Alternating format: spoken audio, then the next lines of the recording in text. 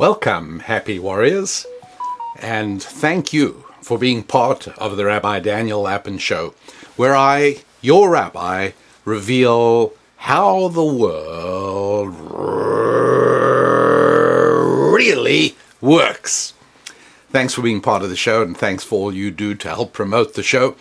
And let's see, here we are early in the month of September, and the world has just received the news that Queen Elizabeth II has died at the age of 96. The longest reigning British monarch in all of history. She got to know and worked with about 13 prime ministers and about the same number of US presidents, I think. And she really has lived a long and fulfilled life, and she played an important role. What sort of important role? Well, here's what it is. I've noticed that in the couple of days since the passing of the British monarch, obviously every news outlet and every commentator and every pundit has tried to come up with something new to say about the lady. A lady of dignity, a lady who saw the ups and downs of. She really, I mean, she lived through. As a young girl, she lived through World War II. She saw her father, King George VI, working with Winston Churchill. She became queen at the untimely passing of King George VI in his 50s, I think. He was a young man, and then the very first prime minister she worked with was Winston Churchill. So the relationship between the British monarch and the prime minister is actually a very close one. And although technically the king or queen of England doesn't wield constitutional power per se, they nonetheless are very influential, and people have a way of acceding to power even when it hasn't been explicitly stated. And I mentioned that in the context of a play about the killing, the murder of a bishop, murder in the cathedral, and although the instruction for murdering the bishop was never actually given, he did say, "Who will rid me of this vexatious priest?" And because he was powerful, he knew that there would be people who would act on that and rid him of the archbishop, even though he would be able to claim afterwards, "What are you talking about? I didn't give any such order," and sure enough, he didn't. And I mentioned that a lot of the skullduggery during the Clinton administration, at the time when Bill Clinton was president from 1992 to 2000, that period, that skullduggery again, it would be almost impossible to find on the record where the president actually instructed anybody to do any of these untoward things. But around power, there is always a circle of people ready to divine the intent of the powerful individual and to fulfill his desires, and thereby increase their closeness to power and ultimately their own power through doing that. And so in that sense, the Queen actually did wield considerable influence. And as everybody has been sort of grappling to find new things to say about the Queen, and nothing I've said so far is anything no one else has said or you haven't already heard or knew for yourself, so I thought that without delving too deeply, I would like to take another angle at the role played by Queen Elizabeth II. I'm sad about her passing because I think she, for reasons I'll show you, I think she wielded a very positive influence on the world. I'm also sad because the individual who became king at the instant she passed away was Prince Charles, who's now going to rule as King Charles III. By all indications, in his conduct and in the way he's handled his life and his official life and the way and the statements he's made, he comes across as not a particularly smart man. Certainly not a wise man in any way whatsoever, whereas his mom was. But so I think that's unfortunate and not going to be a good thing. But let me see if I can share something that's a little bit different with respect to her role. And in order to do that, I always have to bring it back to the practical for you happy warriors. You are my prime concern. Your welfare, your finances, your families, your faith, your friendships, and your physical fitness. These are things I care about. And I always want to make sure that any time that I am going to be asking you to invest your most valuable commodity, namely your time, to listen to what I'm going to be discussing with you, I want to make absolutely sure that I'm not giving you something just of historical interest or cultural interest, but no, we are talking about something that can actually be usefully employed as you try to advance your own interests in your 5 Fs. And we've spoken about the fact that inflation is a reality. The government officially concedes a rate of inflation of somewhere around about 8 or 9%. I don't have any doubt whatsoever in my mind that the actual rate of inflation is about double that. There are many easy ways for inflation, the official figures, to be concealed and for the consumer price index to be tampered with, so as that the administration is able to plausibly claim, oh, the inflation rate is 8 or 9%, and soon you will see, as we come closer to America's November 2022 elections, there are going to be announcements to the fact that inflation has come down. I don't think it is coming down. I don't think it will be coming down in the near future. I think it's a reality.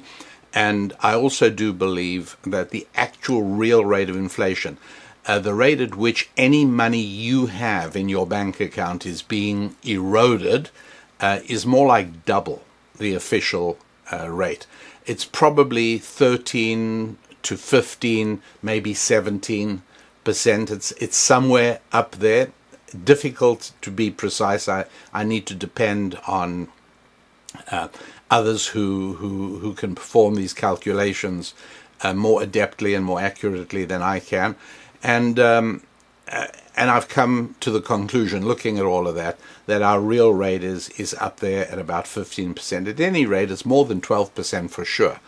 And that means that 1% of your money is vanishing every month just by being in the account. So all the time that we were told and we believed that saving money is important and good, right now it turns out the other way. The more money you owe, the better it is. If you owe student loans, you took out a lot of money and you lived high on the hog while pretending to proceed with an academic degree in gender studies or some equally absurd and useless field. And so now the government's taking that off your hands. Well, the government's not a magician. It can't wave a magic wand. The government cannot do anything but move money around. It can print money, which is the same way. It's the same thing as taking money away from hardworking citizens. So the more money you owe right now, the better it is, because in the same way that the amount you possess is vanishing at the rate of about 1% a month if you live in the United States of America, the amount you owe vanishes at the rate of about 1% a month as well. And what is more than that, the value of money going down like that means that even if you are not going to walk away from your loans, like many students are doing with the help of the Biden administration. But when you do pay back loans, you pay back with cheaper money than you got when you borrowed them. So it's altogether a very unstable and unhealthy situation. Not a good thing at all. But still, you don't want to go into debt, certainly not unnecessarily. So there you are, you have a few dollars and you have it in the bank account. What on earth are you to do with it? You really need to do some serious thinking about that. I'm not going to give you any specific advice on that because I'm not your financial planner. You are your financial planner. You know your own situation. You know your timeline. Whatever age you are is relevant to that conversation, and advice that would be good for somebody who is 35 is very different from the advice that would be good for someone who is, shall we say, 65. So it's all your responsibility. Nobody in the whole world cares more about your money than you do. And so, yeah, be aware of that. And you need to be thinking of what you can do so as to make sure that your money is being protected as best as it possibly can. What does that mean? Well, one of the questions that a number of people have been asking me is, since it looks as if China is on the ascent, China is on the way up in the world, whereas the United States seems to be on the way down. Wokeness in the American military, that's a huge problem. Nothing like that is happening in China. The damage that is being done to the economy by pretending that everything can magically be turned electrical at no cost whatsoever. Rolling blackouts in California. As I mentioned years ago, Los Angeles is in many ways the capital of the third world. California has become an undeveloped country, if you like. Rolling blackouts, really? Not happening in China. And in China, between China and India, they're building a new coal-powered power station every week. Between India and China, a new coal-fired power station going up every week. So why would anybody be so foolish as to think that there is value in turning off America's coal-fired and natural gas-fired stations? Why would anybody think it's a good idea to shut down nuclear power stations? But these are things that are being done in the United States of America. They're not being done in China. So I hear people asking me all the time, so are you saying that we should invest in China? And the answer to that is that I think you should think about it. You should be very aware. There are certain complications associated with that. It's not so simple at all. But one of the things that we should certainly be aware of is that the idea of moving some of your money into an arena where it will be part of an upward moving trend instead of a downward moving trend, well, there'd be great value in doing that. How do you do that? It's not easy. Do you buy Chinese yuan? That's the currency there. Do you buy that currency? Well, again, you've really got to know what you're doing, and you've got to study it and be very, very careful. But one of the things we know is that holding money in dollars is definitely costing you about 1% a month. Now, there is such a thing as inflation-linked bonds in the United States, where you can get a return that is pegged to the inflation rate. Okay, it's not the real inflation rate; it's pegged to the official inflation rate, and so that is Obviously not as high, but it's better than nothing. If you have if you're getting 0.75% interest on your savings, that's not that's not even coming close to what your savings are losing every day. So you've really got to think about what to do. You don't necessarily have to invest in China. One of the things you could do is buy stocks in companies in the United States that do a lot of business in China, where a great deal of the revenue of the enterprise is derived from Chinese operations.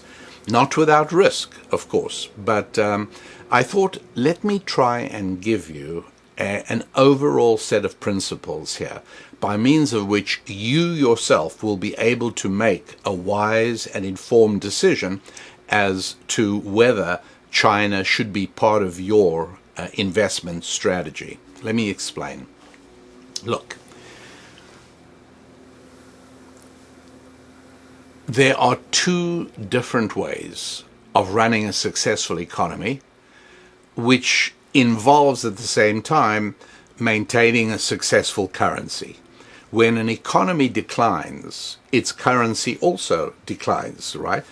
Clearly, if you think about it, if an economy goes down, it means that economy, that society, has fewer things that other people want, and so they are not going to want your currency very much because your economy is going down, and they'd rather get currency and hold currency of countries that are going up. There's a lot of momentum or inertia to the US dollar and to the US economy. It takes some beating down. It doesn't vanish overnight. But two things are needed for the successful maintenance of an economy and of a currency. Number one, a largely free market, and number two, a set of important values, a moral vision, if you like, which is more or less uniformly shared in common by the members of that society and the participants in that economy. Let me be specific. Free market, a free market that depends on the magic of human interaction. Now, let me explain. A monopoly where a group of, shall we say, manufacturers get together to set prices among themselves in collusion with one another, that's not a free market. Likewise, when workers get together and collude with one another, that's also not a free market. It just so happens that we live in a government, under a government and in a society in America where the government puts its finger on the scales on the side of labor and against the side of capital. So it is illegal to collude with other manufacturers and set a price, but it is not illegal to collude with other workers and establish a bargaining union, whereby you are able to extract very problematic penalties from an employer who doesn't toe the line. So neither of those things are free markets. Both of those things interfere. How do unions interfere? And I'm not denying that there have been times in history, in American history particularly, 18th, 19th centuries, early 20th to some extent, where working conditions were rough and very, very hard. And I can understand how bargaining unions came into being. I totally get that. But where we are now, you also have to recognize that, like everything else that has a plus side, there's also a downside. And what unions are able to do is to force organizations to pay more than the actual economic value of the employee. Right? You think about it. And if you're a small entrepreneur, if you've ever had to hire somebody, you know what happens. You know that the graph of economic success of your enterprise, as soon as you hire somebody, it takes a hit, it goes down, because you're now paying another salary, and that person hasn't yet got up to speed and begun to develop their full abilities and their full skills, and eventually it starts climbing again. But initially it does go down. And so everybody has a contribution they make. And so when a union, particularly a public sector union, compels a town to pay far more to its garbage picker collectors and its police and to its everybody, well, they end up, the town manager says, well, you know what, the bill will come due on the next person's watch, so I'm not, why do I have to fight this union and be the bad guy in town? I'll give in. And so sure enough, public sector salaries and benefits are way, typically on average around the United States, way higher than private sector, and brought about by unions. Now, in private sector, unions have also done things. And so when you speak about companies that have outsourced manufacturing, the reason is very simple, and that is their labor costs are more than they're worth. You can't manufacture on that basis. Nobody can. You'd have to be some kind of a magician. But a normal, mortal human being cannot operate like that. And so, yeah, manufacturing did leave the United States of America. Who's the villain in that piece? Primarily unions. In other words, interference with the free market. And so, really, for economic affluence, for a society's economy to really succeed, the first thing you need is as close as possible to a free market. And the second thing you need is a shared moral vision. What do I mean by that? Well, reducing that to just two basics: marriage and family, and integrity. If those things are part of the value system of that society, and it has a free market system, it's going to climb. And that was the story of the United States until about 1962. You know already I say 1962, but you can't put a date or a month or even necessarily a year on a society's decline. There are reasons that that is a convenient date, but it's close enough. It's within that period of time. And what the difference between then and now is that up till then, the population of the United States was growing indigenously. In other words, not through immigration, but people having children. It was growing naturally and organically. The second thing that was happening then was you had a manageable number of people on welfare. People on welfare usually for a limited period of time, short time.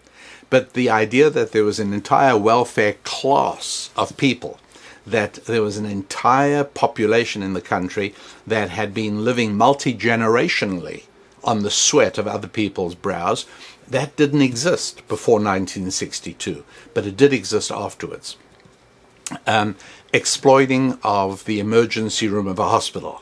It's not paying your way medically. And by the way, medical insurance and the whole medical industry, again, not free market at all. Tremendous amount of government interference there as well. Originally in the hope of winning votes, because left-leaning governments like saying to you, we'll take care of you from the cradle to the grave.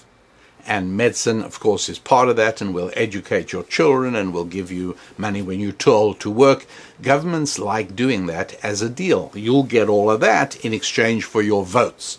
And most people in the population, most people who are docile and sheep-like, eagerly effect that exchange without thinking for even a moment what is really going on here.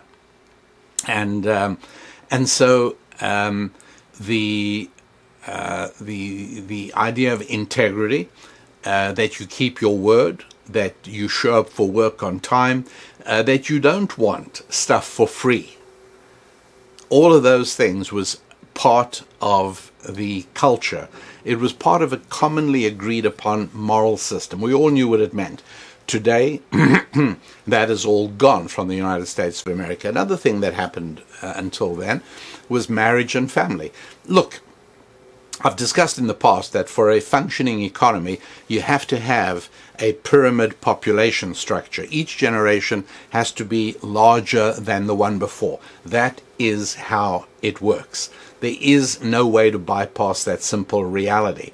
And if you ever wondered why it is that the German government or the French government, or for that matter the Swedish government, brought in huge numbers of young men from the Middle East and North Africa, you must have thought to yourself, are they crazy?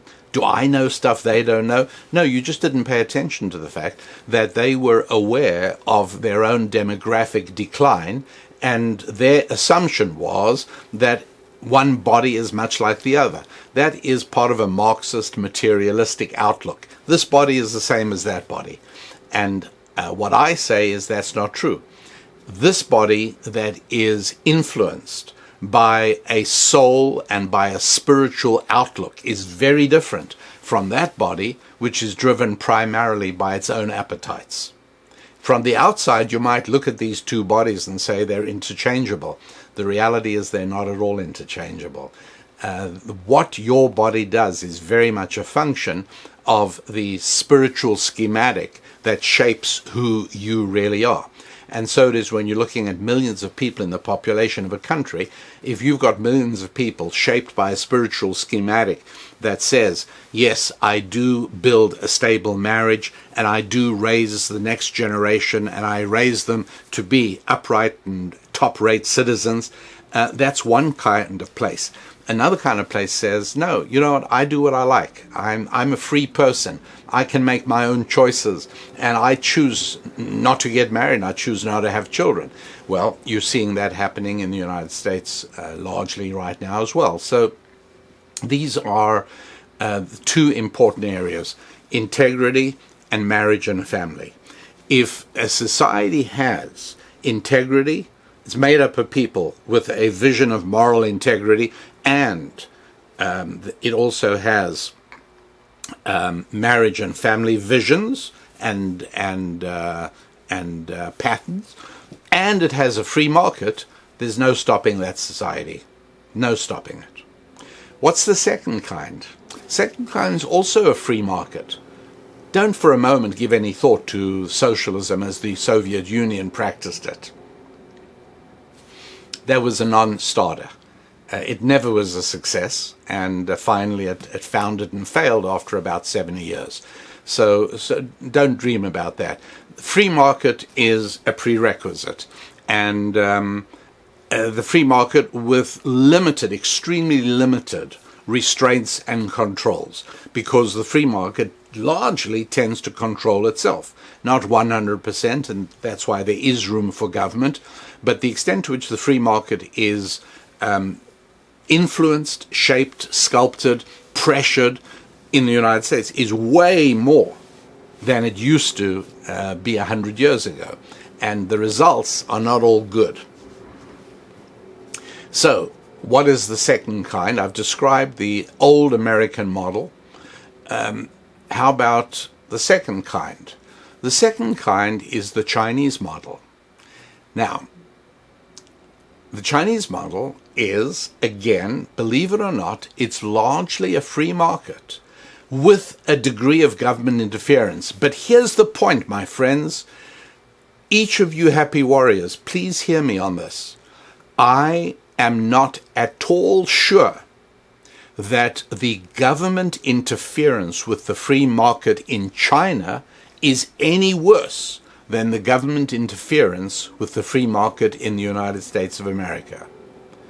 I think that if you actually scrutinize the two free market aspects of China and the United States, I think you will find that the government pressures on the free market are about the same in both countries.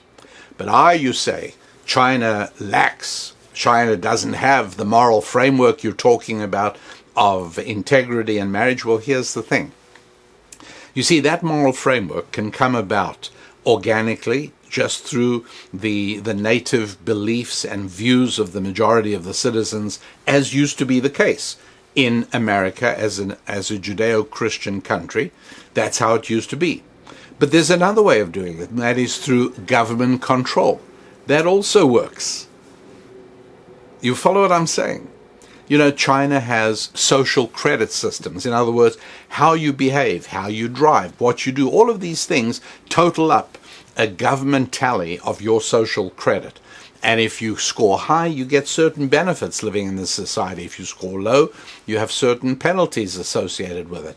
But what are these government imposed values? Remember, I said you got to have, for a successful economy, there's two things you got to have: free market and a mutually and commonly held moral vision impacting integrity and marriage and family. Well, in America, we saw how that used to be the case up until about the early 1960s. In China, it is the case right now. Yes, there are governmental rules on marriage and family. There are. They even tried the dreadfully mistaken policy of one child for many, many years. They're paying the price for that now. There's no question about it. There are huge problems. But the government definitely sees itself in the role. When I say the government, it's the Communist Party. It clearly sees itself in the role of taking care of people's family life as well. It interferes in that area, and it expects people to do certain things. And so the measure of people who are deliberately childless in China as a proportion much lower than in the United States of America. Because in China, most people recognize that it is the right thing to do to get married and raise the next generation. For a viable economy, you got to have the majority of people thinking that, either because their religion and faith leads them in that direction, or because the government under which they live compels them in that direction. It doesn't actually matter. Now, I'm not saying that it's equally pleasurable to live under one as the other. That may not be the case, obviously. But in terms of the success of an economy, and you see where I'm going with this, you will hear people saying often, oh, the Chinese economy is in for a rough landing. Oh, it's going to plummet. Don't you just wait. It's going to come all tumbling down. And everybody's eagerly and breathlessly waiting to see, oh, goody, we'll be able to announce that the Chinese economy is collapsing. The problem is it isn't. And the reason it isn't is because it has as much of a free market as we do, and it has a government-imposed system of values. And so a far greater proportion of Chinese subscribe to the values that underpin their society and their economy than in America. In America, we can't arrive at any kind of a consensus. At its most basic and broadest, there's about a 50-50 split between two incompatible and opposing ways on how people ought to live. You know, and we see that in election after election right now. So the problem is that right now in America, what you have is no shared value system. Today in America, the value system is pretty much everyone should just do as they wish. And then you've got the struggle between wokeism and traditionalism. But in America, you have now a declining free market and a declining common vision. That's not good for a country's economy. And that helps to explain what is happening. The problem of inflation, as I've discussed on the show many times in the past, the problem of inflation is essentially an abolition of integrity. It is a government that doesn't care about morality or honesty or integrity, and inflation is the result. Inflation is what happens when you enjoy too much spending other people's money. That's it. And so in terms of trying to weigh up and decide about China, I do believe that it's worthwhile noting that the notion that China's going to implode financially, it's just watch and see, no economy can exist with that degree of interference. You got it wrong. the interference is mostly on the moral vision side. The interference on their free market exists, but it's no more than the American government's interference with America's free market. So if you like, you could look at it as an equal thing. How's America's free market? I'll give it about a 6 out of 10. And how about China's free market? About the same. So equivalent. But now let's look at the second thing you need for a successful economy. You need people to share a vision. People have to have some idea of where this is all leading. America's score on that, unfortunately, very low at the moment. China's score, much higher. And so I think it's, for that reason, my own personal view is that it is a wise thing to look to diversify outside the United States of America. And as I say, there are companies, they're fast food conglomerates that have growing Chinese sections. That's something I think I'm going to take a good look at. There are other areas, other companies that have a very active Chinese involvement, that a large part of their revenue is coming from China. I think that's worth looking at in general. I really do think it is. And so and so on this show, what I wanted to do was to explain that although you're going to hear people saying, oh, China's heading for a fall, their economy is going to drop, oh, look, their real estate sector is falling apart. Not so quickly. I know it's what everybody wants to see. I don't think it's happening. I just don't see that happening at all. Now, back to the Queen. You know what the role of the Queen was in England, and this has been the case for a long, long time, helping to preserve and maintain the idea of a common moral vision in the United Kingdom. That's something the Queen has done. Marriage and family. Notice that she became the Queen at a very young age, and she continued in her role as wife and mother. And the British loved her for that. And King Charles made something of a mess of his own private family life, to say the least. But the heir to the throne, his son, Prince William, you'll notice, again, the British will love that because, again, very much a family. And you've got to understand that if you haven't ever lived in England and you've never sort of had a sense of the influence of the monarchy, it really does happen in England. I'll just give you a little Lapin family anecdote. Many years ago, my paternal grandfather was making his living by raising ostriches. You know why?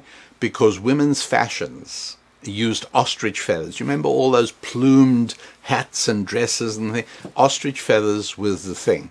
And for a period of time, my paternal grandfather made a decent living raising ostriches.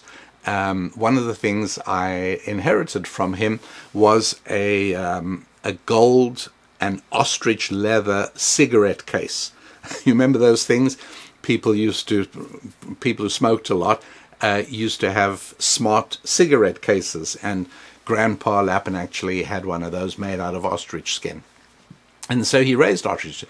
Anyways, all of a sudden, fashions changed as they did, and people, women stopped wearing ostrich feathers, and hard times hit. So you know what they did? And my grandfather and some of his friends set up a delegation to go to London from South Africa and to speak to the Queen at that time. It was actually Queen Victoria at the time, and to ask her to, they took a whole lot of beautiful ostrich feathers. They asked her to wear some ostrich feathers to help the ostrich farmers in her colony of South Africa. And sure enough, the good queen did exactly that. And wow, ostrich feathers just took off again. It just gives you a little bit of an idea. What the queen does, people notice and they emulate. And so perhaps something that you will not have heard from anyone else, the role of Queen Elizabeth II, maintaining the values that held together England, primarily integrity and family. Those two. And the Queen has always stood for exactly those qualities. And before her, King George VI did, and before him, King George V did, and Queen Victoria did. This has always been a part of the British monarchy, certainly in recent times. And so if you've ever wondered, why it is that a small little island in the North Atlantic, you know how big, I mean, look on a map. England is small. This little island came to rule a large part of the world. And by the way, left almost everywhere they were better off than when they came. And that's true for India, it was true for Australia and New Zealand, it was true for Rhodesia, and true for all of Southern Africa, it was true for Ghana. Yes, and I know that many foolish people are speaking evil of the Queen because England was a colonial power. Yeah, as a matter of fact, in a lot of the countries that England used to run, I'll tell you something, people are real human beings are nostalgic for the days when England used to run things. It's true. I've heard comments throughout Africa from people that back then the railways ran, back then you could get medicine at the hospital, the corruption level was very low. Yeah, England, now how did a small nation like England become so incredibly dominant? And the answer is because of integrity and family values. The power of the economy and therefore of the country grew and grew. And you cannot overestimate, the influence of the monarchy in maintaining those values. That's really it's a huge challenge, by the way. And when you're raising your own family, these are some of the values you have to impart because it provides success and longevity. It's an interesting thing that right now we have a beautiful product that I really want to encourage you very much along these lines. It's called The Gathering Storm. And it's about Noah and the flood, but it's in the context of what we are supposed to learn. Pardon me. This is not a history book. This is not a story of what happened thousands of years ago when there was a huge flood. No, that is an almost mathematical blueprint, you follow, of what is happening today. And so we go and take a look at that blueprint and we extract the fundamental principles and we apply them to what's going on today.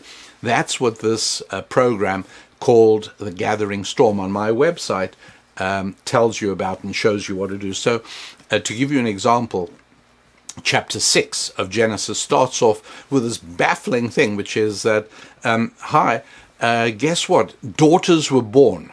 People had daughters. I mean, just on a basic reading level, you only have to go back 3 verses and to see somebody gave birth to sons and daughters. Go back another 4 verses, somebody gave birth to sons and daughters. Somebody else gave birth to... Hey, giving birth to sons and daughters was perfectly normal. What does it mean when it tells us that there were daughters born? Verse 1 of chapter 6. You should have a look, by the way, and if you don't have a Bible, please just go to my website and buy Rabbi Daniel Lapin's recommended Bible. I really don't think you can be a successful and educated person who gets how the world really works without having a Bible. This has nothing to do, by the way, I'm not speaking about do you believe in God? I'm not talking about that right now. I'm just talking about having a book that has been the most influential book in the most successful civilization you've seen on earth. Britain, the Queen, she spoke of religion and the Bible all the time. She was actually, by statute, she was the head of the Church of England. And it is through England that Protestant faith was spread around the world, throughout Africa, to North America. England did these things because of the Bible. So please make sure, everybody, I can't, I'm laughing because it's so absurd to think that somebody wants to know how the world really works and doesn't have a Bible. You got to. So anyways, chapter 6 in Genesis, chapter 6, verse 1, it's really baffling. Because, like, really? They had daughters? Wow, who'd have thought? But then you go to chapter 6, verse 2, very next verse, and it's talking about the sons of the lords. And here we got to be careful because there are very many, how can I put this, mistaken translations that start depicting this in supernatural terms, that these are children of gods that came down to earth. And so it's actually not like that. And in my study resource called The Gathering Storm, I explain exactly what the sons of the lords is, and I explain what's really going on here. Essentially, when a society starts declining, sexuality is almost always very much a part of it. And so people sometimes ask me, do you have a sense of, who's going to win the midterm elections in November 22? Hey, do you have any idea who's going to be president in 2024? The answer is I don't know any of those things, but I do know the societal trends that my happy warriors need to understand as they make day-to-day decisions about their families and their finances, their friendships. What's friendship got to do with it? Well, it has a lot to do with where you choose to live. And so societal trends, I can tell you, the area of sexual decay, whether you're talking about transsexualism and everything else that goes along with it, whether you're talking about further destruction of marriage, whether you're talking about more children being born to women who are not married to the fathers of those children, I can tell you all of those things are continuing and will continue past the midterm elections regardless of how that comes out. And those things will have much more bearing on your life than who wins the election. You've got to think about that. And so, unfortunately, because I live in the United States of America, I can see no short-term improvement in the economy in the United States of America. Again, there's a lot of inertia to a big economy like ours. So again, nothing happens overnight. But in terms of can we expect a sudden uptick? No. There's going to be increasing government interference with the free market, diminished common vision, and a lot of that I explain in this wonderful resource. You can look at it online. It's called The Gathering Storm. And if you aren't sure if you're interested in it, just read the first few verses of Genesis chapter 6, and you'll see, hey, without your rabbi, I don't think that's going to make a lot of sense.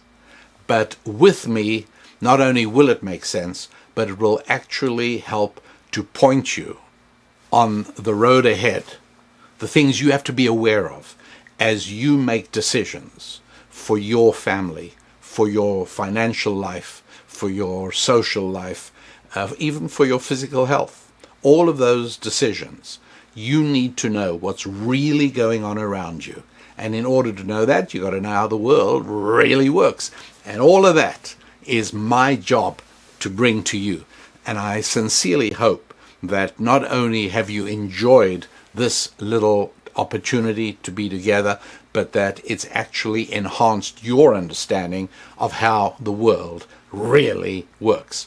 And if it has, then you are set to move onwards and upwards, building and growing your faith, your family, your friendships, your finances, and your physical health in the week ahead, until we meet again.